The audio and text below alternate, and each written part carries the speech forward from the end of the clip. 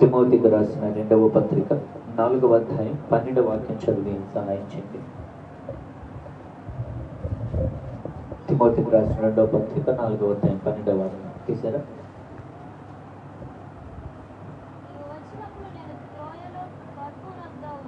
12వ వాక్యం తల్లి.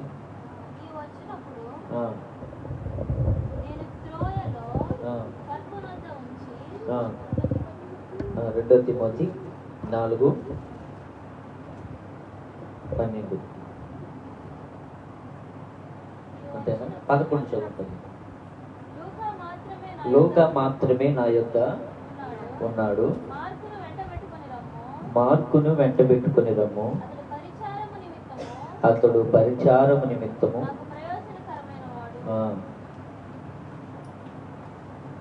చదువు. తూకీకును ఎఫెసునకు పంపితిని. ఆ మాట అండర్లైన్ చేసుకోండి. ఈరోజు మనం ధ్యానం చేసే వాక్య భాగం అది. ఇక్కడ చదువుకున్న వాక్యంలో తూకీకును ఎఫెసునకు పంపితిని.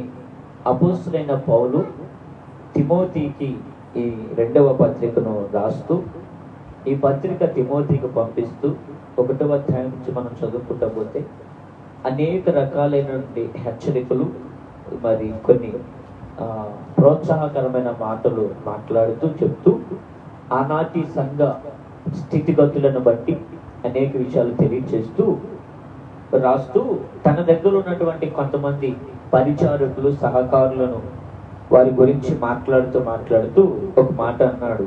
ఆ చివరి ఏమంటాడంటే, 1 లూకా నా దగ్గర ఉన్నాడు, మార్కును వెంట పెట్టుకునిరా, అతడు మంచిగా పరిచారం చేసేవాడు. అయితే తూకీకు అనే వ్యక్తిని ఎఫెసునకు పంపితిని. ఎవరు ఆ వ్యక్తి పేరేంటి? చెప్పలే పేరు? తూకీకు. ఈ రాత్రి ఆ తూకీకు అనే వ్యక్తి గురించి మనం ధ్యానం చేయబోతా ఉన్నాం. తూకీకు అనే వ్యక్తిని అపోస్తలుడైన పౌలు చెరసాలలో ఉన్న పరిస్థితులను బట్టి అతడు ఇదిగో ఎఫెసునకు తూకీకు అనే వ్యక్తిని పంపిస్తూ ఉన్నాడు. ఎఫెసులో సంఘం ఉన్నది. ఎఫెసులో పౌలు స్థాపించిన సంఘం ఉన్నది. ఆ సంఘ పరిస్థితులను, స్థితిగతులను బట్టి ఆనాడు అపోస్తలుడైన పౌలు పరిచర్య దినాల్లో తను ఒక చోట పరిచర్య చేస్తూ తను కట్టి వచ్చిన మందిరాలు, సంఘాలను పరీక్షించడానికి అక్కడ బోధకులుగా, సహకారులుగా కొంతమంది పరిచారకులను ఏర్పరచుకున్నాడు. ఆ పరిచారకుల్లో ఒకడైన తూకీకు అనే వ్యక్తిని మనం చూస్తూ ఉన్నాం. తన దగ్గర చాలా మంది మరి ఆ పరిచారకులు ఉన్నారు, తనతో పాటు సేవలో ముందు కొనసాగే వారు ఉన్నారు. కానీ తూకీకును మాత్రం ఎఫెసు సంఘానికి, ఆ రోజుల్లో ఎఫెసు సంఘం అన్నది అంత కొంచెం ఖ్యాతి కలిగినదిగా, పేరు కలిగినదిగా ఉండేది. ఎందుకంటే ఎఫెసు పట్టణం అనేది మంచి అభివృద్ధి చెందిన పట్టణం లాంటిది. మీకు బాగా చెప్పాలంటే హైదరాబాదు ఎలాగా మనందరికీ కొంచెం పేరు కలిగిన ఊరుగా ఉంటుందో ఆ రోజున ఎఫెసు పట్టణం కూడా అంత గొప్పది. సో హైదరాబాద్ పట్టణం లాంటి ప్రదేశాల్లో వాక్యం చెప్పాలంటే ఎట్లా ఉంటుంది? సహజంగా మనం అనుకుంటాం, కొంచెం బాగా తెలుసుకొని బాగా ఎదుగునోడయి తెలిసినోడే అనుకుంటాం కదా. చిన్న చిన్న గ్రామాలు ఎవరైనా పోయి చెప్పొచ్చు అనుకుంటాం. ఆ రోజుల్లో ఎఫెసు పట్టణము, ఎఫెసులో ఉన్న సంఘం కూడా అలాంటి స్థితిలో ఉంది. అలాంటి స్థితిలో ఉన్న అక్కడకు తూకీకును పంపిస్తా ఉన్నాడు. ఇంకా చాలా మంది ఉన్నారు తన దగ్గర, కానీ వాళ్ళు ఎవరిని ఎంచుకోలేదు. లోకా కూడా ఉన్నాడు. లోకా ఎవరో తెలుసా? వైద్యుడైన లోకా, అపోస్తల కార్యాలు రాసిన లోకా అవ్వచ్చు. ఆ లోకా ఉన్నాడు, కానీ ఆ లోకాన్ని పంపించలేదు. ఇంకా చాలా మంది వాళ్ళని పంపించలేదు. తూకీకును మాత్రం ఎఫెసు సంఘానికి పంపిస్తా ఉన్నాడు.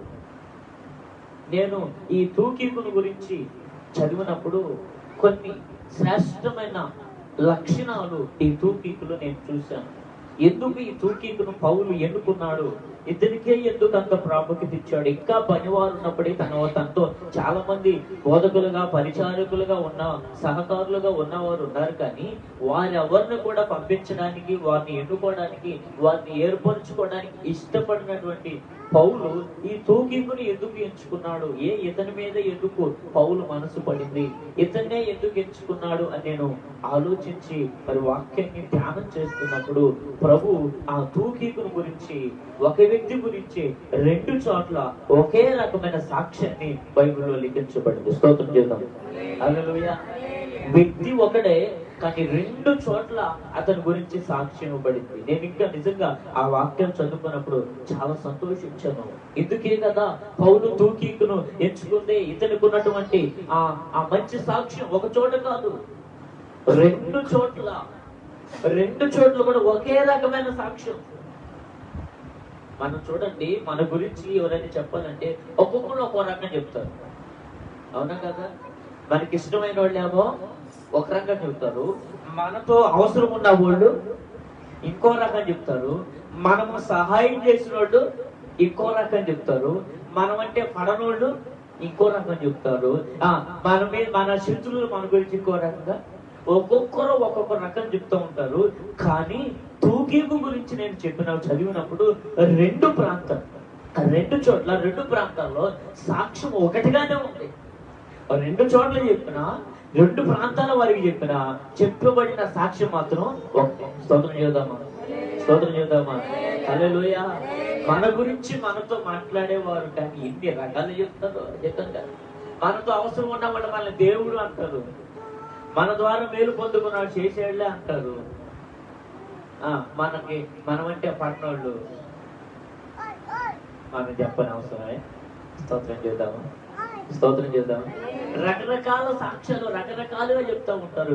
కానీ తూకీకు గురించి నేను చదివినప్పుడు రెండు చోట్ల ఒకే రకమైన సాక్ష్యాలు అతని గురించి చెప్పబడుతుంది. ఆ సాక్ష్యాన్ని అతను పొందుకున్న ఆ సాక్ష్యాన్ని ఈ రోజు నేను మీ ముందు పెట్టాలని ఆశపడుతున్నాను. చదవండి,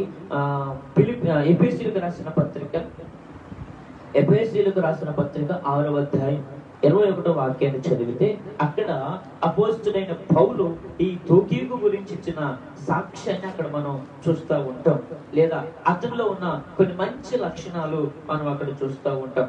దానికంటే ముందు కొలస్సీలకు రాసిన పత్రిక 4వ అధ్యాయం 7-9 వచనాలు చదవండి. కొలస్సీలకు రాసిన పత్రిక 4వ అధ్యాయం 7-9 వచనాలు.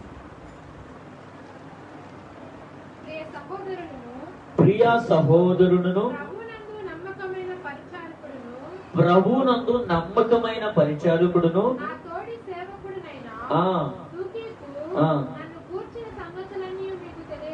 తెలియజేయును. మీరు మా స్థితి తెలుసుకున్నట్లు అతడు మీ హృదయములను మీరు మా స్థితి తెలుసుకున్నట్లును మీ హృదయములను అతడు ఆదరించినట్లును అతనితో కూడా చాలు. తర్వాత ఎఫెసీ పత్రికలో పొందాం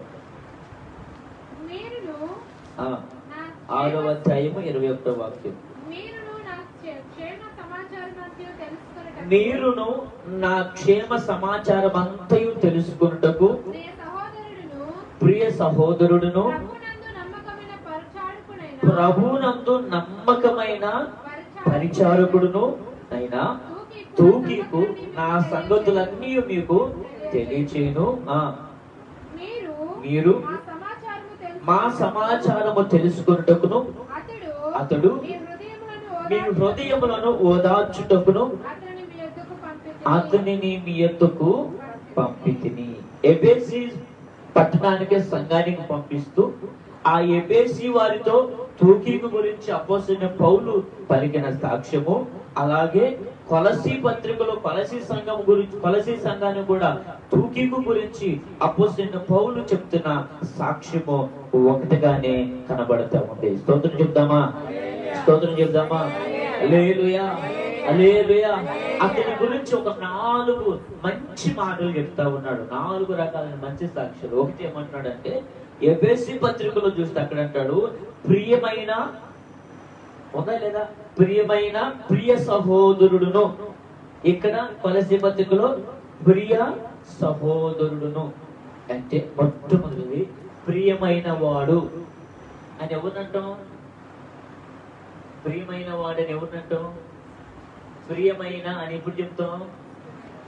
ఇష్టమైన వాడిని. ఎప్పుడు ఇష్టమవుతారు మనకి ఒక వ్యక్తి?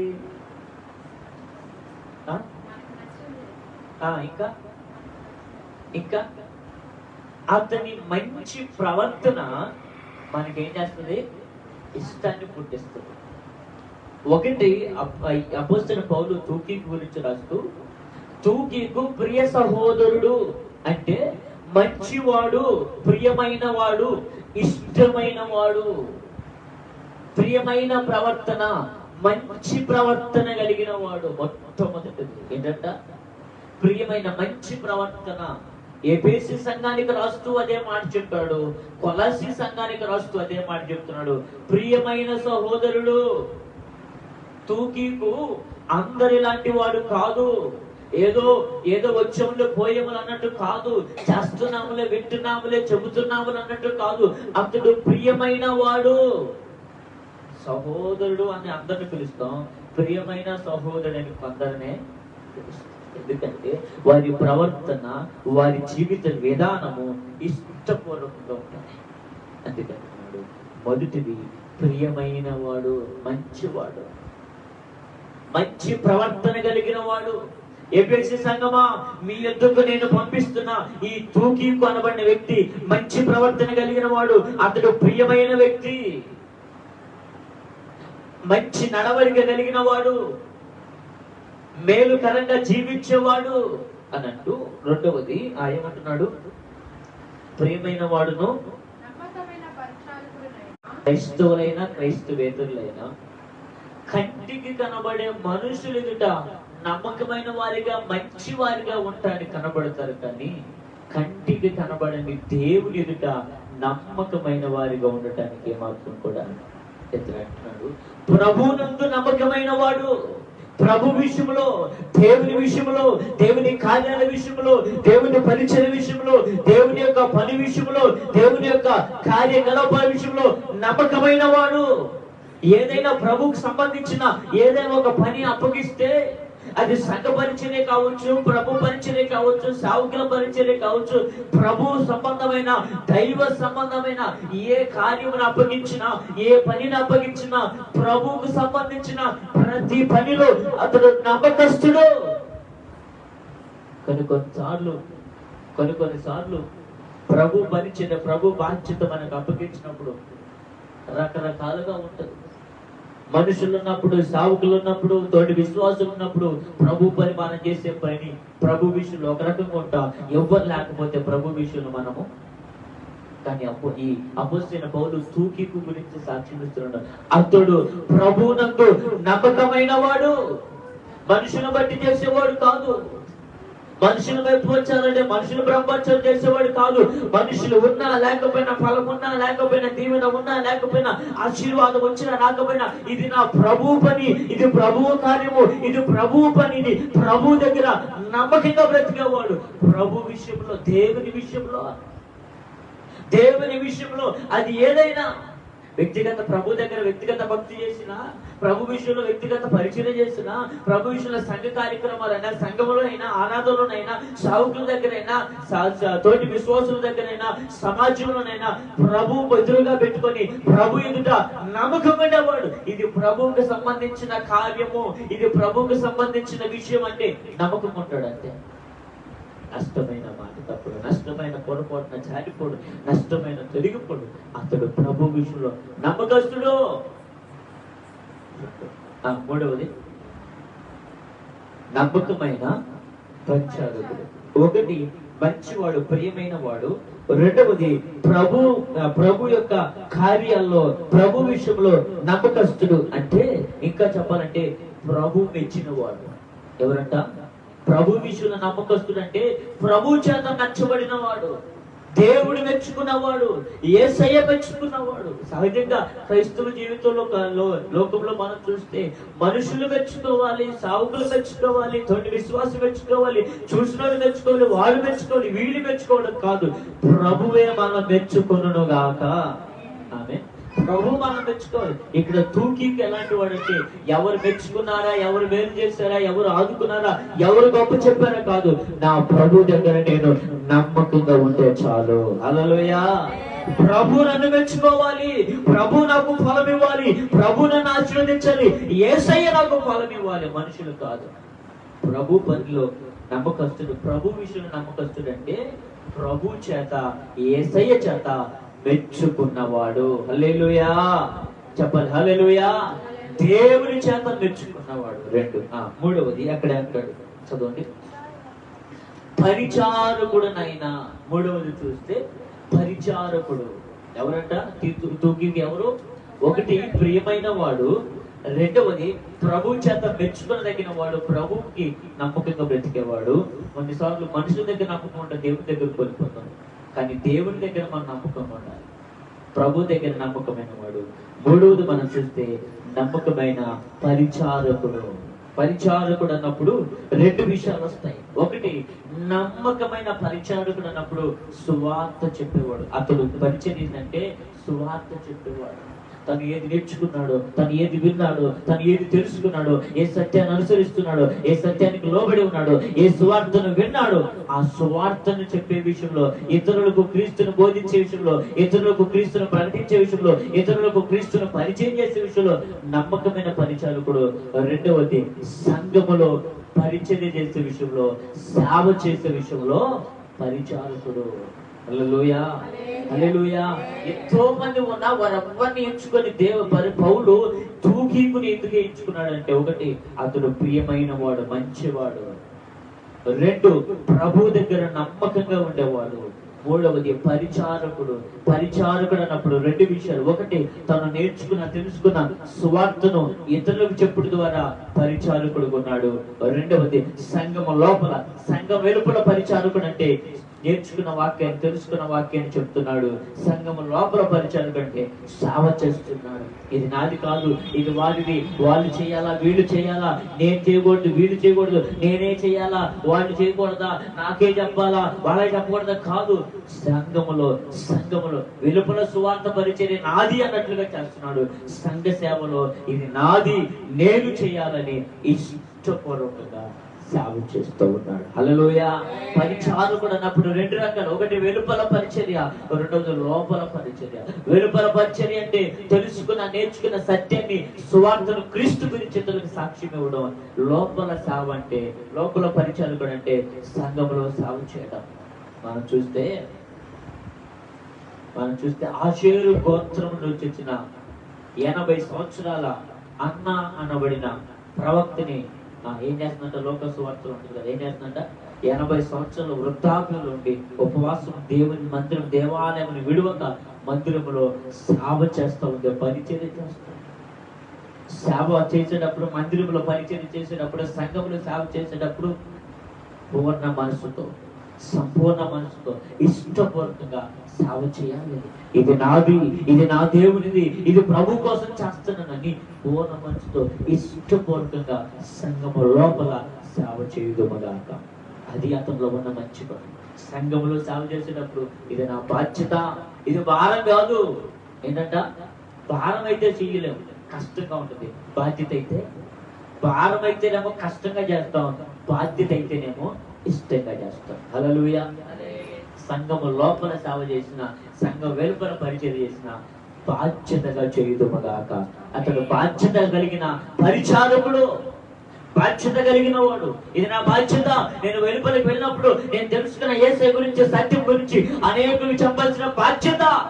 సంఘములోకి వచ్చినప్పుడు సంఘంలో ఉన్న ప్రతి సేవ, ప్రతి పరిచర్య చేయవలసింది నా బాధ్యత, నాది. నేను చెయ్యాలా? చెప్తేనే చేసేది కాదు, ఎవరైనా చూస్తేనే చేసేది కాదు. చెప్పినా చెప్పకపోయినా, చూసినా చూపకపోయినా ఇది నాది. నేను మాట్లాడుతాను. మన ఇంట్లో మన పని పొద్దున్నే లేచి అన్నం కూర వండుకోవడం. ఎవరైనా చెబితే రోజు నువ్వు లేచి అన్నం కూర అంటే వండుతున్నావా, లేకపోతే మనం లేచి చేసుకున్నామా? సరే, రోజు ఒకళ్ళు వచ్చి పనికి వెళ్ళు అని చెప్తే వెళ్తున్నావా, లేదా మన పాటికి మనం వెళ్తున్నామా? ఎందుకని? అది మన బాధ్యత కాబట్టి. సంఘములో కూడా అలాంటి బాధ్యత గల మనం బ్రతకాలి. ఇది ఇక్కడ చూస్తే తూకీకు కూడా అలాంటి బాధ్యత కలిగిన వాడు. ఎవరో చెబితే సంఘంలో సేవ చేయడం, ఎవరో చెబితే వెలుపల సువార్త చెప్పడం కాదు. ఎవరు చెప్పినా చెప్పకపోయినా ఇది నా బాధ్యత. It is my responsibility, it's my own responsibility. నా వ్యక్తిగత బాధ్యతను తీసుకొని పరిచర్య చేస్తున్నాం. అలాంటి నమ్మకమైన బాధ్యతతో కూడిన పరిచారకులుగా ప్రభు మన సిద్ధపరచునుగాక. మూడవది. నాలుగవది చూస్తే ఆ తర్వాత ఏమన్నాడు? పరిచారకుడినైనా తూకీకు నా సంగతులన్నీ మీకు తెలియజేయను. మీరు మా సమాచారము తెలుసుకొనుటకును అతడు మీ హృదయములను ఓదార్చుటకును. అక్కడ చూడండి కొలసీ పత్రికలో ఏమంటాడు, అక్కడ కూడా అదే మాటలు ఉంటాయి. కొలసీ పత్రికలో మీరు మా స్థితి తెలుసుకున్నవాళ్ళని ఏం చేస్తాడంట, చెప్పాలి ఏం చేస్తాడంట. 4వది ఎందుకు తూకీకును పౌలు ఎంచుకున్నాడంటే అతనిలో ఉన్న 4వ మంచి గుణం ఏంటంటే అతడు ఆదరించేవాడు. ఏం చేసేవాడు ఎవడేటపోతే నాకెందుకు నేను బాగుండా అనుకునేవాడు కాదు. స్తోత్రం చెబుదామా. ఎవరేమైతే నాకెందుకు నేను బాగుపడితే నేను మేడ కట్టుకుంటే బాగుండు అనుకునేవాడు కాదు.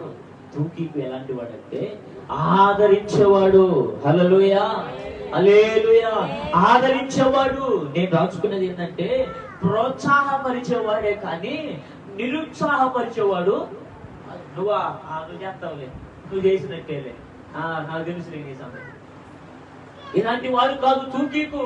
ఒకవేళ పడిపోయినా, ఒకవేళ జారిపోయినా, ఒకవేళ చేయలేకపోయినా, ఒకవేళ బలహీనుడైపోయినా ఏం కాదు, సహోదరి నువ్వు చేయగలవు, నీకు సామర్థ్యం ఉంది, ప్రభు నేను ఎన్నుకున్నాడు, నీలో కృప ఉంది, నువ్వు చెయ్యి, నేను నీకు తోడుకుంటాను. ప్రోత్సాహపరిచేవాడు తూకీకు. ఈ రోజు దేవుని బిడ్డగా నీవు నేను బలహీనులను ప్రోత్సాహపరిచే వారిగా ఉండాలి కానీ పొరపాటున నిరుత్సాహపరిచి బాధ పెట్టేవారిగా మనం ఉండనే. ఒకవేళ ఎదుటి వ్యక్తి బలహీనుడే కావచ్చు, ఒకవేళ చేయాలని ఆశుండి చేయలేకపోవచ్చు, బలహీనుడే కావచ్చు, చేతగాని వాడే కావచ్చు, సామర్థ్యము లేనివాడే కావచ్చు, తలాంతు లేనివాడే కావచ్చు. ఈ తూకీకును ఎందుకు పౌలు ఎన్నుకున్నాడు అంటే ఈ తూకీకులో ఉన్న 4వ లక్ష్యం ఏంటంటే అతడు బలపరచువాడు, ఆదరించేవాడు. హల్లెలూయా, ఆదరించేవాడు. ఎలాగా ఆదరించేవాడు అంటే ఒకటి చేయుతనిచ్చేవాడు, తోడ్పడేవాడు. కొందరు మాటలు చూడండి, మూలిగే నక్క మీద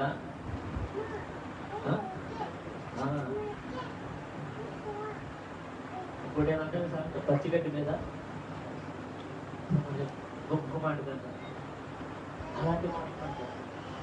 కానీ తూకీకు నలిగిపోయింది, కొరిగిపోయిన వారిని లేవనెత్తి బలపరిచేవాడు. చెప్పడు కూడా హల్లెలూయా.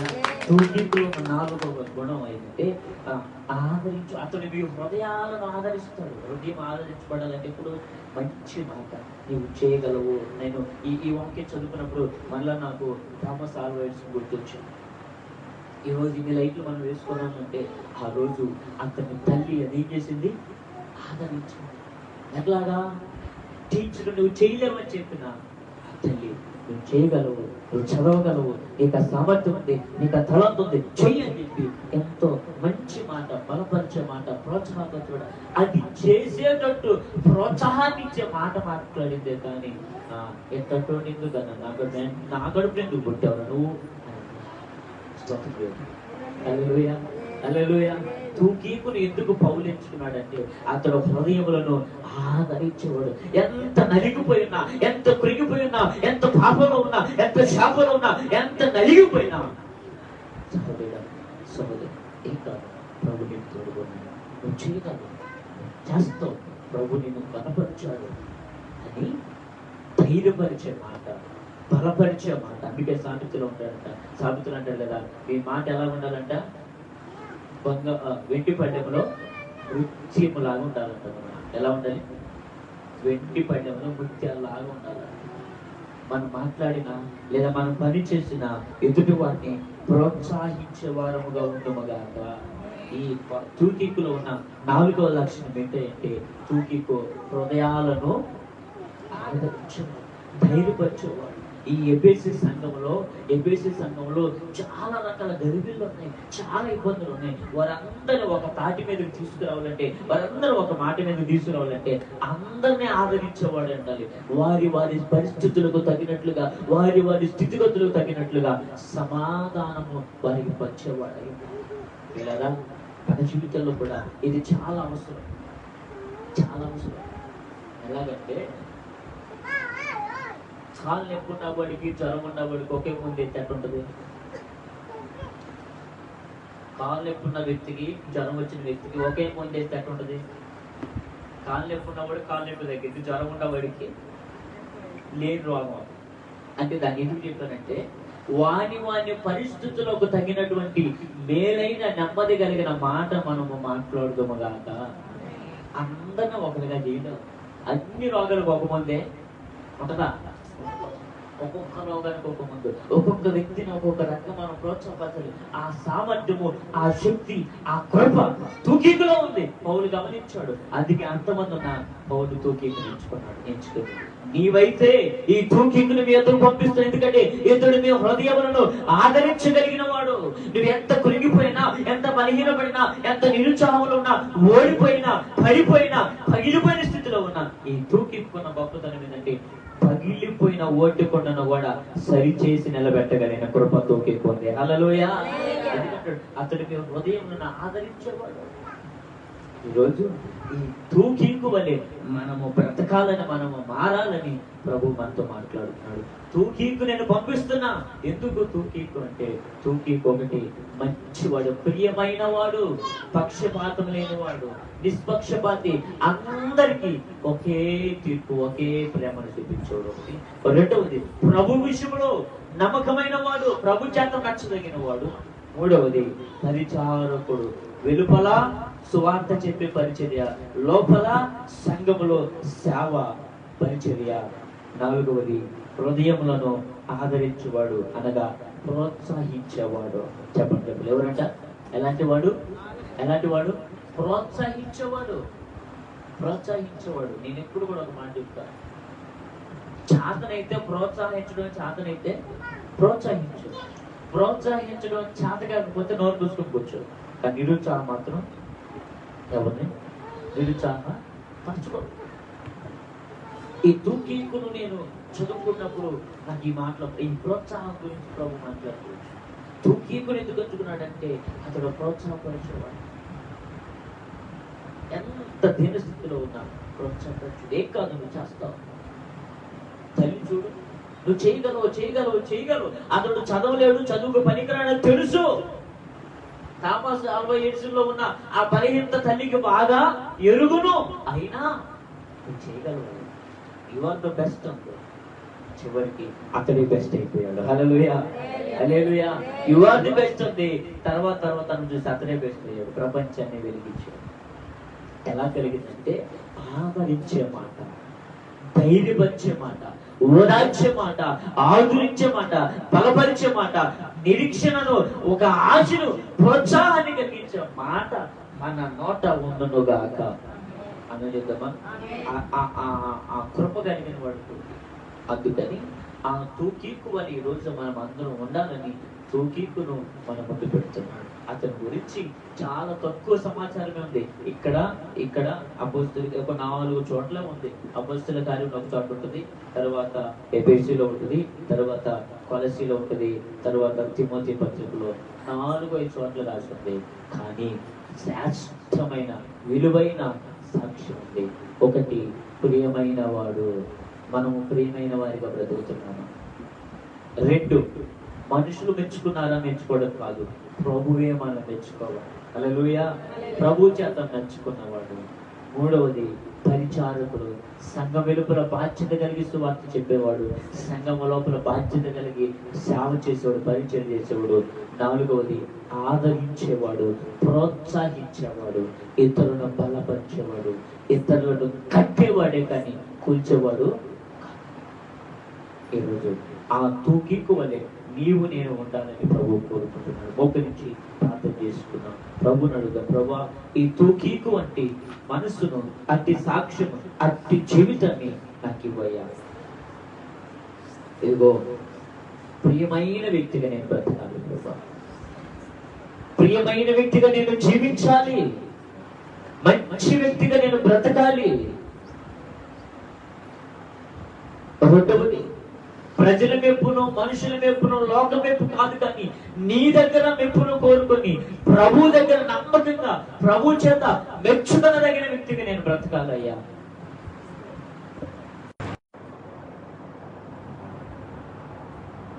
మూడవదిగా పరిచారకుడు. సంఘం వెలుపల సువార్త చెప్పవలసిన బాధ్యత నాది అని తను తెలుసుకున్న క్రీస్తు గురించి ఇతరులకు సువార్త చెప్పే బాధ్యత పరిచారకుడు. అందులోని సంఘము లోపల సువార్త చెప్పి పరిచయం చేసి ఇది నా బాధ్యత, ఇది నాది, ఇది నా సంఘం, ఇది నా పని, నేను చేయాలని చేసే సేవ పరిచర్య. నాలుగవది కట్టువాడు, ఆదరించేవాడంటే, హృదయాలను ఆదరించేవాడంటే కట్టేవాడు.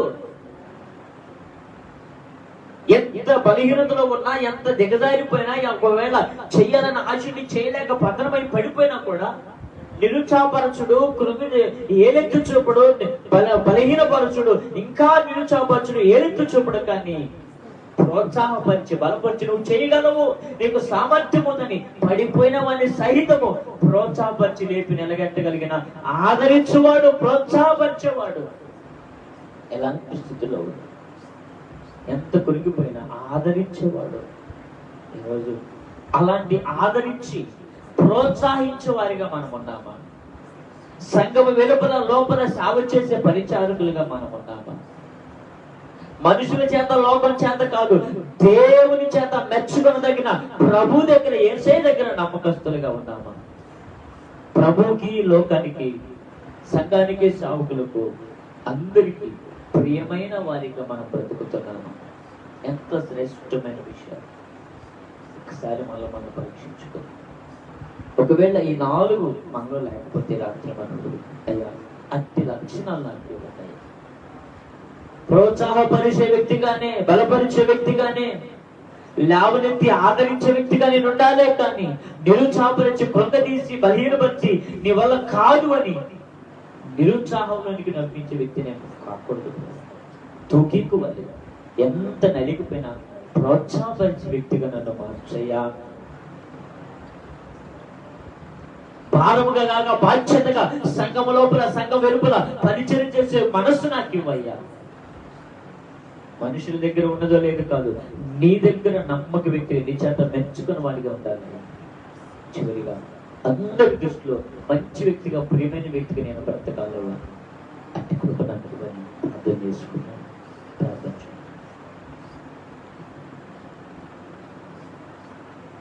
చేసుకున్నాను. ఎవరికి వారిగా విన్న వాక్యాన్ని